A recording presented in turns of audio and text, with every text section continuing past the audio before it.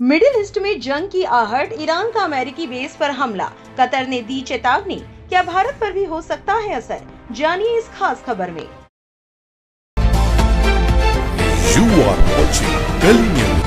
America ने Iran Israel जंग में इजराइल का साथ देते हुए बीते शनिवार की रात ईरान के 3 महत्वपूर्ण परमाणु ठिकानों पर भीषण बमबारी की, जिसके बाद ईरान ने भी अमेरिका के खिलाफ जवाबी हमले का ऐलान कर दिया था।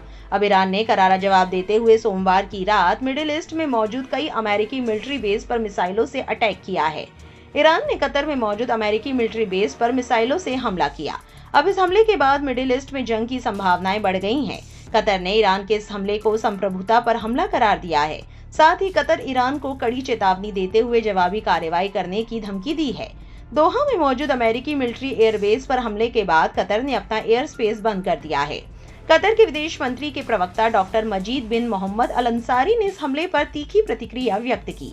उन्होंने सोशल मीडिया एक्स पर एक पोस्ट में लिखा है, कतर ईरानी रिवोल्यूशनरी गार्ड के जरिए अल उदीद एयरबेस को निशाना बनाकर किए गए हमले की कड़ी निंदा करता है।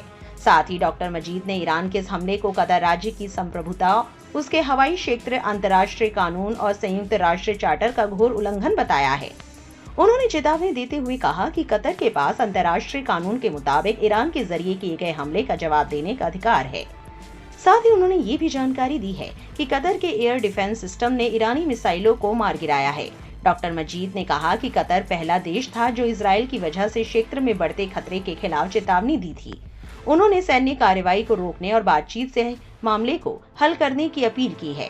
वहीं कतर के प्रधानमंत्री मोहम्मद अल थानी ने कहा, अगर न्यूक्लियर प्लांट पर हमला हुआ तो पानी की सप्लाई असुरक्षित हो सकती है। इस खबर को लेकर सोशल मीडिया पर बहुत से लोगों का रिएक्शन सामने आया है।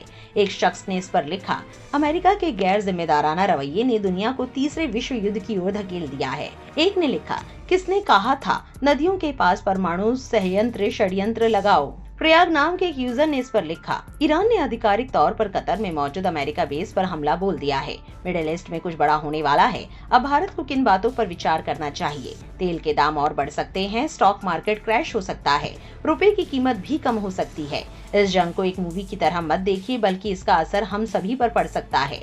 बता दें, कतर विदेश मंत्री के प्रवक्ता ने कहा कि ईरान के हमले में कोई भी हताहत नहीं हुआ है।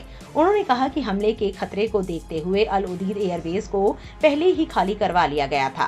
साथ ही बेस पर कर्मियों की सुरक्षा सुनिश्चित करने के लिए सभी जरूरी कदम उठाए गए थे। आपकी इस पर क्या राय है? कमेंट में लिखकर जरूर बताएं और इस वीडियो को लाइक और शेयर करना ना भूलें।